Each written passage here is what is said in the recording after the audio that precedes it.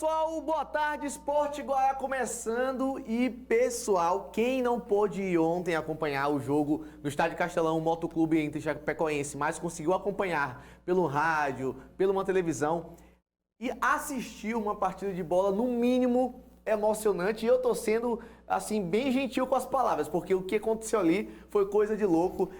É como diz o hino do Motoclube, o Motoclube de tanta tradição, né?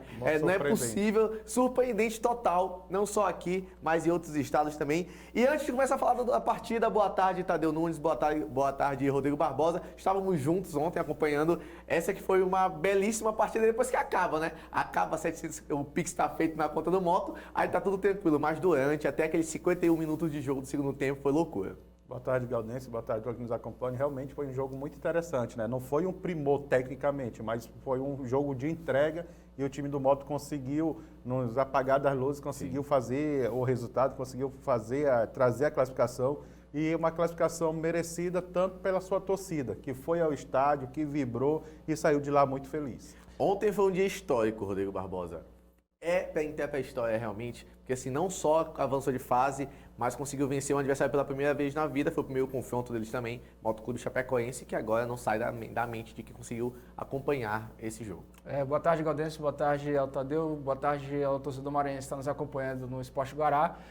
Como o Tadeu bem frisou, não foi um jogo, duas equipes que dentro de campo mostraram uma certa limitação técnica, mas o jogo ganhou contornos assim bem interessantes, né? Jogo histórico, como está na tela aí, jogo épico, né? Jogo bem interessante, um goleiro defendendo pênalti convertido nos minutos finais, ainda batendo na trave. Então, contornos aí, um belo roteiro para a classificação do Motoclube São Luís no jogo de ontem. Então, sem perder mais tempo, vamos ver o que aconteceu nessa partida ontem, memorável, histórica, que com certeza não vai sair da mente dos jogadores, muito menos da torcida que se fez presente no estádio. Noite para entrar na história do Motoclube e dos quase 1.500 torcedores que foram ao Estádio Castelão para a decisão entre Motoclube e Chapecoense. Em campo, os donos da casa trataram de fazer o seu dever, e Dagson, que já era xodó da torcida antes dessa partida, marcou o primeiro aos 12 minutos do primeiro tempo. Vanderlei conseguiu um bom passe em profundidade para o camisa 9, que não perdoou e fez Moto 1-0. Mas a Chapecoense é time grande e não ia deixar R$750 mil escapar tão fácil assim. E foi ao ataque, e logo no lance seguinte, depois de um bate-rebate na área, a finalização de longe passou ao lado do gol. Aos 19 minutos, o gol de empate. Depois de cobrança de escanteio, a bola sobrou no segundo pau. A defesa motense bobeou e Léo conseguiu encontrar Thiago Real, do outro lado, sem marcação. 1-1 com 20 minutos do primeiro tempo, e as emoções estavam apenas começando. Lineker tentou um chute de longe, mas sem muita força. Na jogada seguinte da Chape, o torcedor motense ficou tenso. Perotti recebeu em profundidade e antes de conseguir o domínio, o goleiro João Paulo chegou na bola e o juiz marcou o pênalti. E foi como quem diz: eu cometi o erro, então eu vou resolver. E resolveu. Na cobrança de Perotti, João Paulo foi buscar no canto certo e na sequência fez a segunda defesa, deixando tudo igual e dando o alívio para a torcida. Mas o lado esquerdo do Motoclube não estava na melhor noite. Por lá saiu o primeiro e também o segundo gol da Chapecoense. Rian consegue encontrar Marcelo do outro lado, que deu um presente para Perotti, que mandou para o fundo das redes. No segundo tempo foi o Motoclube que começou marcando mais uma vez. Dessa vez teve a ajuda da própria Chapecoense. O volante Souza tentou desviar, mas a bola foi parar dentro do gol. E era tudo que o Moto precisava, porque o empate ainda dava vaga para a Chapecoense. Mas também com o empate, o Motoclube ficava a apenas um gol de conseguir a classificação. Mais Chapecoense, e novamente de longe, dessa vez com Pablo.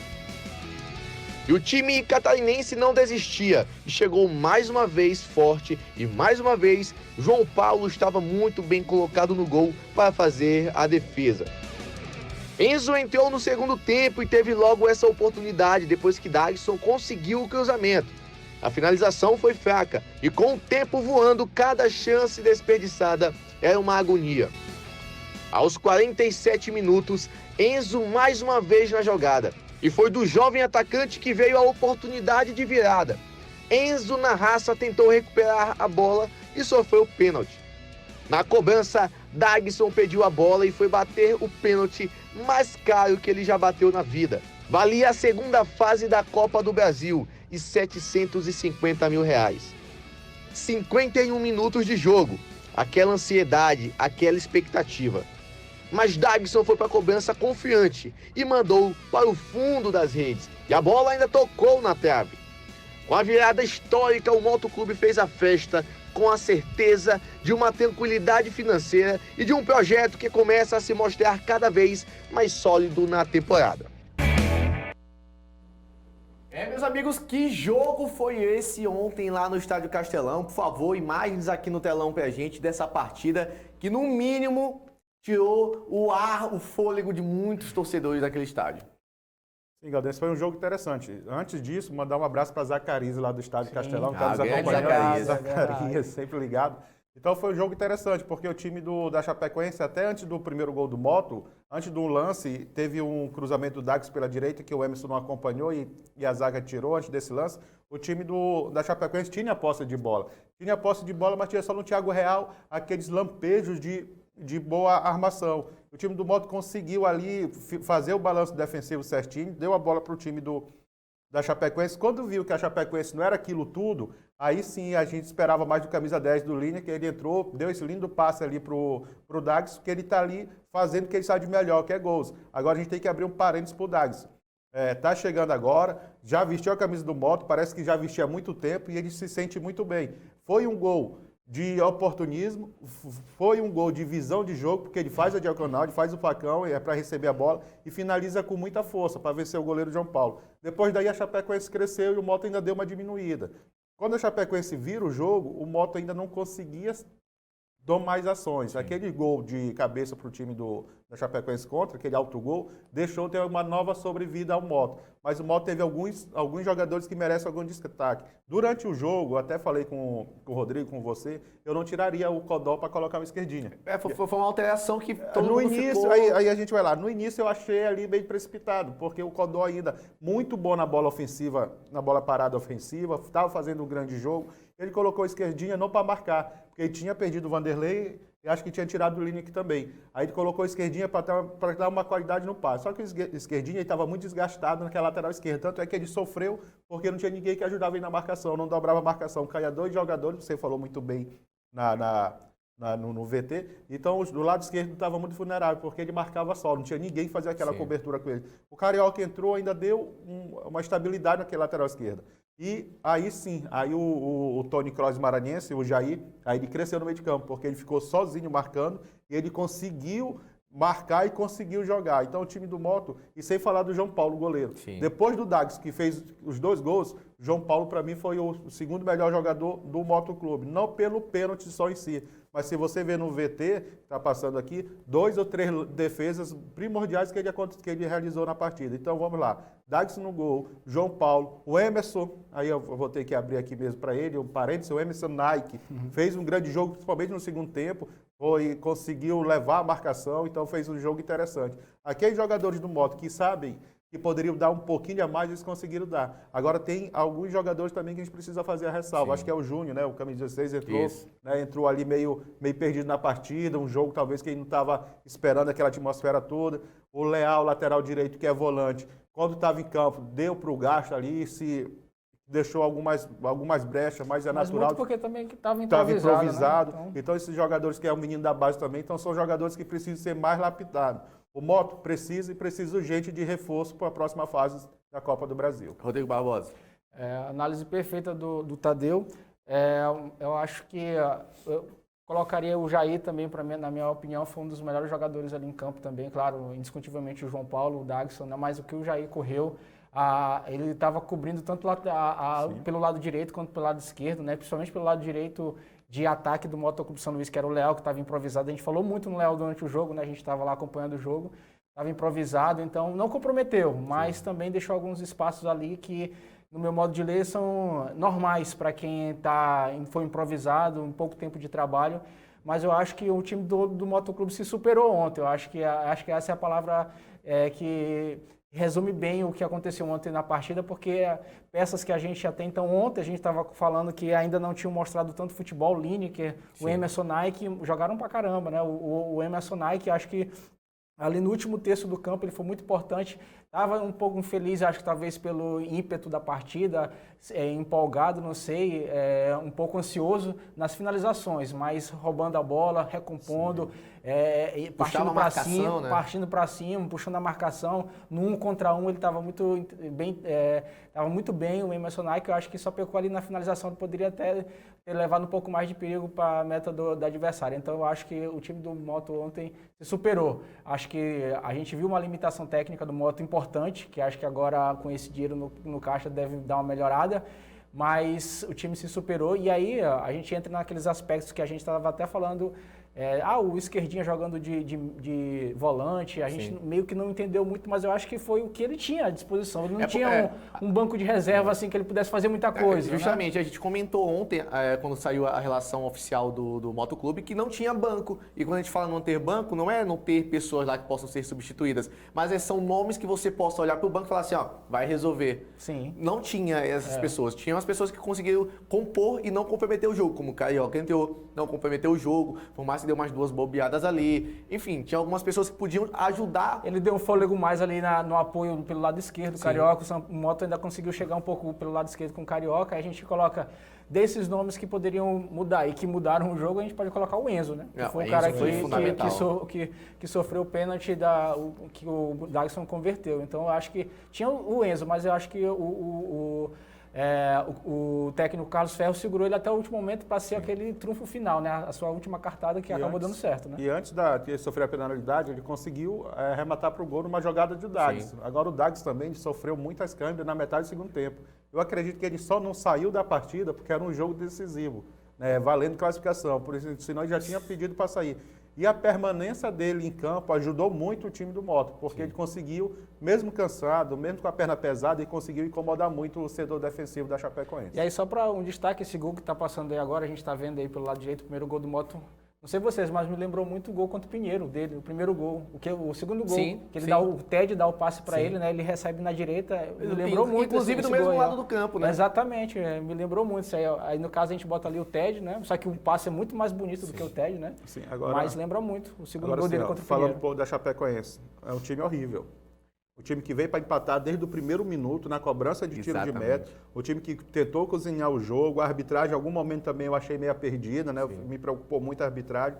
Mas o time da Chapecoense é ridículo. Isso que eu ia fazer esse questionamento aqui para a gente dar uma debatida, porque Chapecoense não vive uns melhores momentos, né, no seu campeonato catarinense, nem tudo, mas se imaginou, e eu particularmente imaginei, que o Chapecoense vinha com um time muito mais estruturado, mais lúcido dentro de campo, né? Que poderia dominar a bola, dominar as ações, tocaria mais a bola, e não foi isso que aconteceu. Assim, Chapecoense jogou muito mal a partida, Motoclube também não foi esse primor de futebol, mas teve mais raça e vontade, porque estava em casa, estava com a torcida, valia muito pro Motoclube, assim como para a Chapecoense, mas assim, a Chapecoense, o time que do nível que tem, apesar das dificuldades, de fazer o futebol que apresentou, aí fica aquele questionamento. É esse o limite da Chapecoense ou realmente foi uma noite infeliz para a Chapecoense e infeliz para o Motoclube? Eu acho que é isso aí, acho que é o ponto máximo da Chapecoense, é isso aí. Claro que todo ser humano tem direito e pode evoluir com o passar do tempo, né? Nós estamos só em março, né? Sim. E a temporada termina em dezembro, mas Chapecoense... Mas atualmente, né?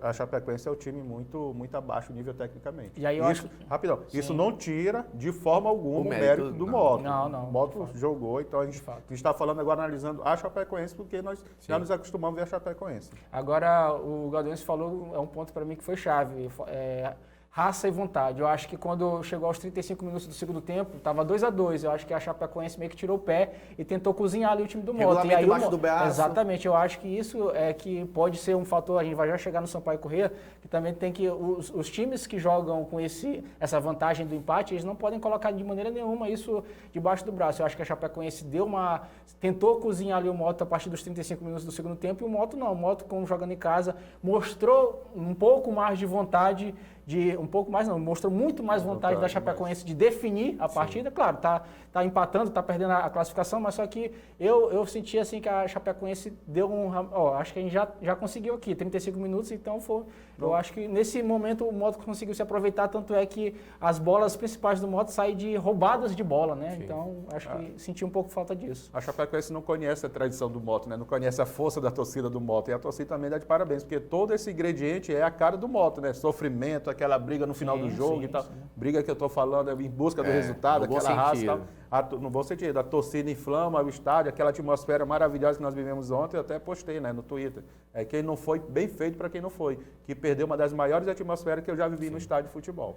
E a gente vai para um rápido intervalo, na volta vamos falar justamente sobre o público no estádio.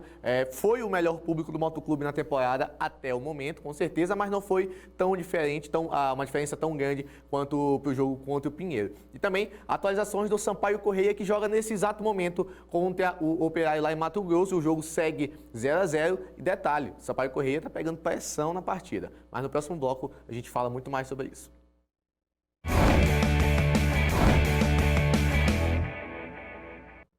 Pessoal, voltando com informações de Sampaio Corrêa, que eu quase sofro aqui a agressão de todo o estúdio, meus comentaristas, porque o Sampaio não está pegando pressão. Explica o que está acontecendo, Rodrigo. Rodrigo tá mais... Não, deixar bem claro que até os 10 minutos do primeiro tempo, realmente o Operário foi melhor, esteve melhor, teve alguns chutes, mas a partir dos 10, 15 minutos o Sampaio começou a tomar um pouco mais de conta do jogo. Ainda há pouco, aos 35, 40 minutos, o Soares chegou bem, o Joécio, um tiro de escanteio também. Então, o jogo já está invertido. Quem está pegando pressão agora é o Operário. E eu também aqui apresentando o esporte, que eu falei isso. Só um detalhe, 47 minutos, 48 minutos?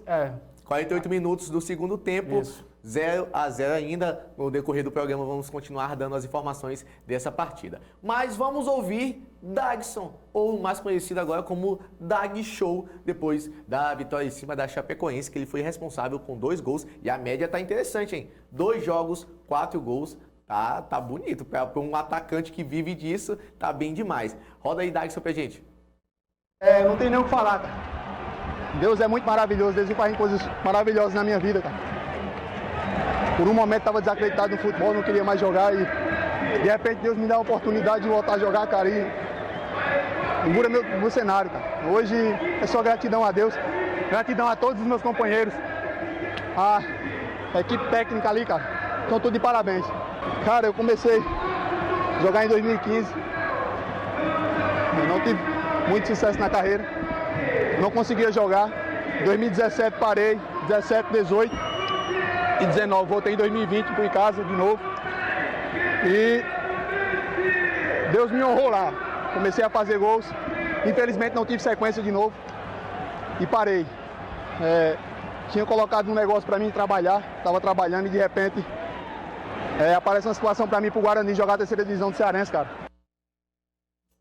Esse é um pouquinho do relato do Dagson, né? Dagson é um atacante novo, mas assim, foge, né, do que é só o futebol. É o sonho dele que ele tentou, não começou bem, aí passa 2 anos afastado do futebol, retorna num time também que não teve uma sequência interessante, até que em 2022 ele se encontra, é um encontro, Motoclube Dagson e Motoclube, e com certeza é um atacante que será lembrado por muito tempo na história do Motoclube, independente do que acontecer, porque veio e deu aquela classificação pro Motoclube em cima do Pinheiro para a final do campeonato e agora é responsável direto pela classificação em cima da Chapecoense. Tá? Acho que a torcida precisa, né, de um jogador assim, de um atleta assim, para tornar ídolo, para incentivar também os demais torcedores. Então essa entrevista aí foi maravilhosa. A gente às vezes só vê quando o cara tá lá, né? Mas todo mundo quer os louros, mas ninguém quer os percalços da vida, né? O percalço dos degraus para chegar onde o atleta ou em qualquer outra profissão a pessoa chega. Então só ele, Deus e os familiares sabem o quanto foi sofrido para ele chegar onde chegou. Ele chegou e dando alegria para uma nação que é imensa, a torcida do Motoclube. Rodrigo, é uma espécie de desabafo também, né? É um desabafo de conseguiu, deu a classificação, assim, é muito arriscado também ele chegar no finalzinho do jogo, cansado, com cãibra, perna pesada, e falar assim, ó, eu vou bater. Bate, converte e dá a classificação pro Motoclube. Cara, é um belo de um relato, a história que a gente... o futebol é interessante também por essas histórias, né? Por envolver essas histórias, né? De de vida, é muito interessante a gente ver. E aí tu falaste na questão do pênalti, né? A gente estava até comentando em off que o Jair pegou, se a gente vendo os melhores momentos do jogo, na hora que acontece o pênalti, o Jair imediatamente vai para cima da bola, vai pegar a bola, vai bater. E aí a gente vê mais uma vez, né, ele relatando que houve, naquele momento ele sentiu que ele estava preparado para bater, pediu a bola para bater, e aí a gente também tem que abrir um parêntese para o Jair, né, que pegou a bola para bater, mas sentiu a confiança do companheiro, deu para bater. Então é uma bela história do Dags, que vai, nesses 2 jogos aí, já vai contando uma bela história, vai formando uma bela história com a camisa do Motoclube São Luís. E aí, como você falou, já está na história do Motoclube São Luís, independente do que ele faça daqui para frente. Mas em 2021, dia 1º de março, ele foi um dos responsáveis pela classificação do Motoclube São Luís dentro da Copa do Brasil, em um jogo bem interessante e bem histórico. Vamos ver mais um pouquinho desse relato dele, dessa história dele como jogador de futebol. E eu pensei seriamente em ir, mas conversei com minha família vai porque é Deus que está te dando a oportunidade, não o presidente do Guarani.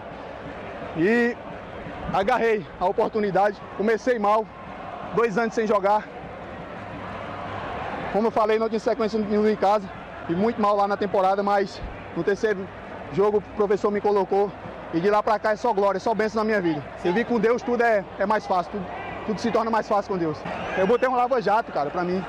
Tava trabalhando de mototáxi, e depois coloquei um lava-jato pra mim, tava trabalhando aí meu irmão.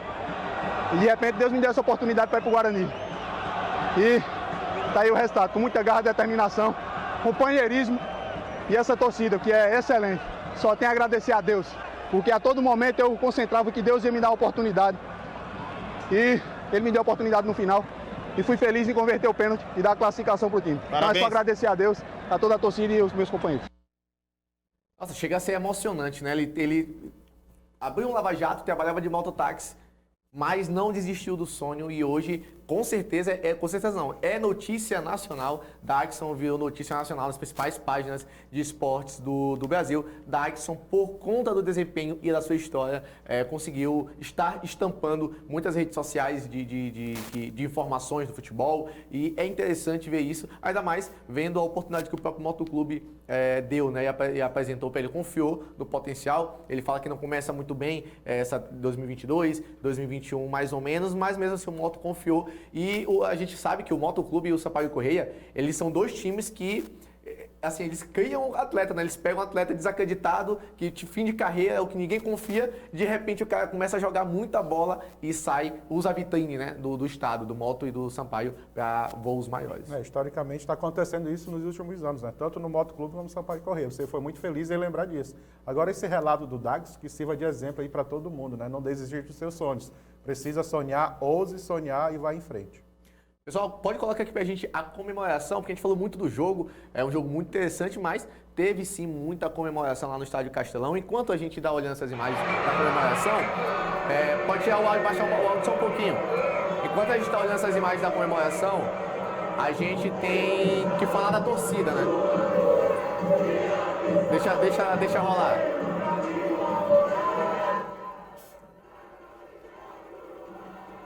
Aí aquela festa bonita, aí joga camisa, cerveja, joga tudo pro alto. Que sirva de incentivo para os demais, né, cara? Que vão pro estádio, que a torcida do Moto realmente compre essa briga em favor do time. Vai ter uma final agora com o Sampaio Corrêa. O Sampaio Corrêa deve passar pelo Operário, então tanto o Sampaio como o Motoclube passando de fase, vai valorizar muito a final, né? 2 times que avançaram na Copa do Brasil.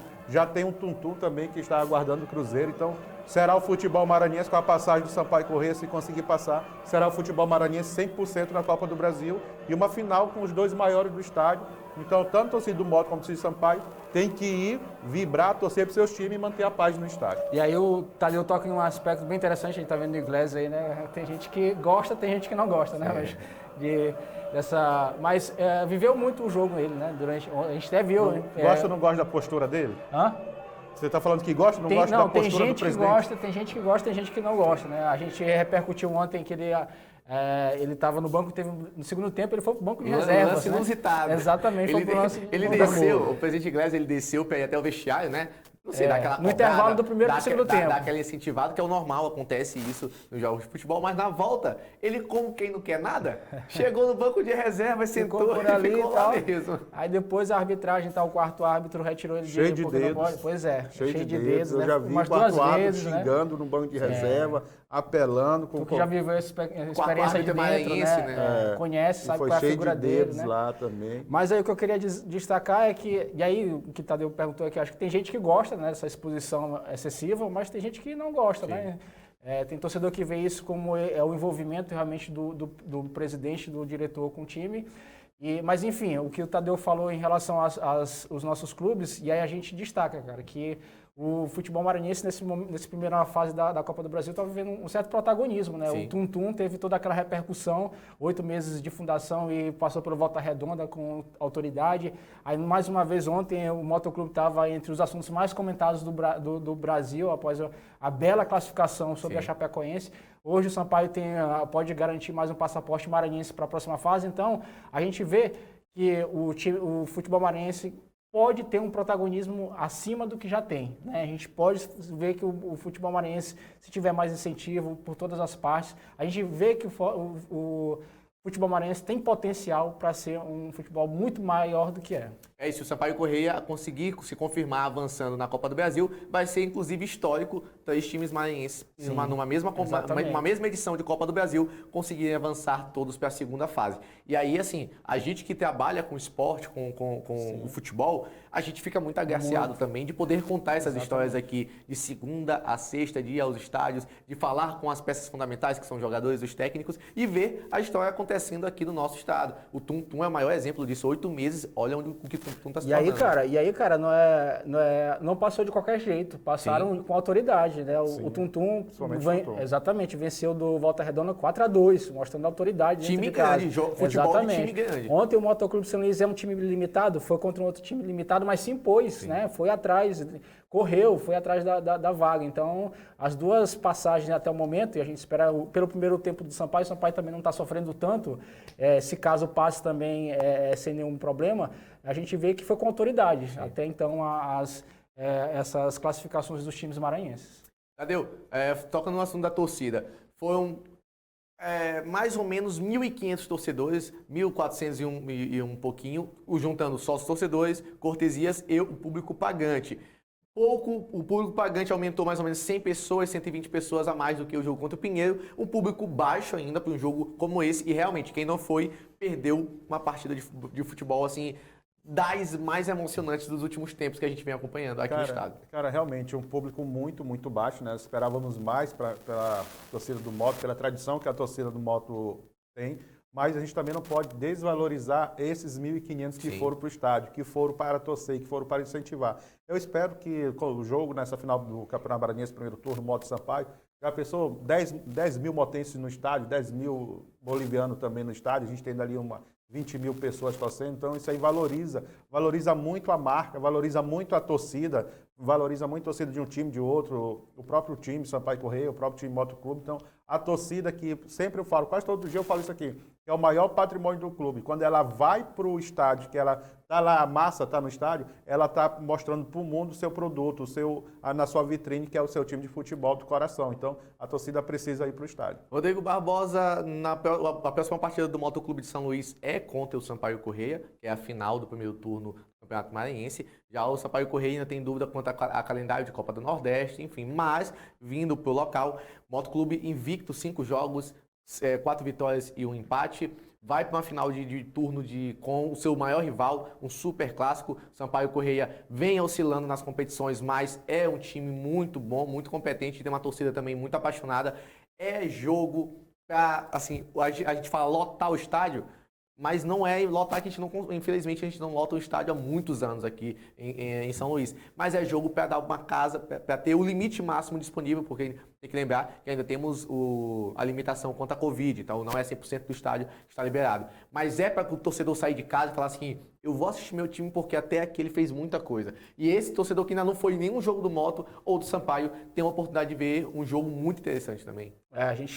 A atmosfera que está criando em relação a esse jogo é bem interessante para criar uma expectativa de um super clássico mesmo, como é denominado o clássico entre Sampaio e Moto, né? A grande questão é que quando é que vai ser disputado, né? Se até quando for disputado ainda vai ter essa atmosfera, né? Porque existe até a possibilidade do Moto enfrentar o Tombense antes de jogar contra o Sampaio Corrêa, né? Que depende do calendário do Sampaio. Exatamente, existe essa possibilidade até mesmo. Então, mas vai se criando. Tem a aposta, né, que os dois presidentes fizeram, então eu acho que vai se criando uma grande atmosfera, uma grande expectativa. Eu acho que independente do resultado do Sampaio hoje, ainda assim vai se criar um ambiente bem legal. Como você falou, acho que lotar o estádio eu acho bem difícil, mas a expectativa a gente pode criar de um ambiente bem interessante, de um público bem interessante. E aí eu até destaco que eu acho que, não só para esse jogo, eu acho que com o Moto, com o público que botou, com a repercussão que a gente está vendo desses jogos, eu acho que está criando assim, minimamente, mas acho que está criando uma expectativa boa de melhores públicos daqui por diante. E como o Rodrigo adiantou, o próximo adversário do Motoclube na Copa do Brasil é o Tombense, que passou pelo regulamento. Aquele empate de 0-0 sem gols, conseguiu, pelo regulamento, avançar de fase e é o próximo adversário do Motoclube, mas ainda sem data marcada. Mas o jogo será no Estádio Castelão. O detalhe é que aí já não tem mais regulamento de empate. Isso. Empate já é pênalti, não é isso, Tadeu? E esse Tombense aí, quem formou o Tombense foi o Rafael Ganais, ex-Sampaio Corrêa, que estava no Sampaio Corrêa, que formou esse Tombense, mas também não está mais lá. Isso. Então, se vier com linhas altas, como o Rafael gostava de jogar, né, com a linha, penúltimo defensor na linha do meio de campo, pode tirar proveito disso, mas nós não sabemos como é que vai vir um Tombense ainda, vai dar uma analisada ainda. E quem tá lá é o Ciel, né? O Ciel tá lá, né? 99 tá lá com a... E sabe marcar gol no Motoclube, né? Tem que ter cuidado com isso. A gente vai para um rápido intervalo e na volta tem Tum-Tum, que o estádio Rafael Seabra passa por reformas para dar tempo de conseguir ser sede do próximo jogo do Tum-Tum na Copa do Brasil e também mais Sampaio Corrêa.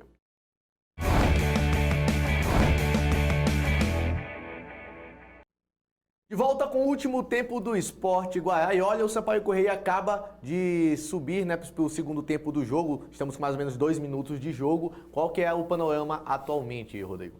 O Sampaio agora foi a mesma coisa que acabou o primeiro tempo, o segundo tempo, né? O Sampaio ali com a posse de bola está chegando um pouquinho mais. A gente vai acompanhando aqui, mas é bom o Sampaio, né, abrir o placar, né, para ficar um pouco mais tranquilo, né? Tá classificado, né? 0-0 classifica, mas a gente sabe como o futebol é, né? De repente uma bola né, ali, meu amigo, um golzinho, mas o Sampaio tá com a bola ali, pelo menos não tá pegando pressão, né? Não tá, tem certeza, né? Pessoal, falando aqui rapidinho do estádio Rafael Seabra, lá de Tum-Tum, onde manda os jogos do time lá do interior. Temos aqui as imagens que o estádio está passando por uma reforma, retirando portes que atrapalhavam na transmissão dos jogos, na gravação das imagens, melhorando a iluminação, tirando os simples refletores para colocar lâmpada de LED, que aí já melhora 100% a iluminação do estádio Rafael Seabra, e tudo isso visando o jogo contra o Cruzeiro, já na segunda fase da Copa do Brasil. Pessoal, é muito interessante o que está acontecendo, investimento no estádio, reforma, porque independente da Copa do Brasil, é estádio do Tum-Tum e vai disputar ainda muitas outras competições. Mas será que é possível Tum-Tum e Cruzeiro no interior do estado? Vale muito o que o Tum-Tum está fazendo, né? Mas é por isso que é a magia da Copa do Brasil, né? Que é uma competição muito democrática. Mas o que eu quero te falar é o seguinte, o Cruzeiro com certeza vai entrar junto à CBR para trazer o jogo para São Luís. Sim. Eu acredito muito nisso. Se vai conseguir ou não, eu não sei. Mas que o Cruzeiro pelo menos vai tentar, eu acredito que sim. E tem como ter esse jogo, porque existe algumas limitações, né, Rodrigo?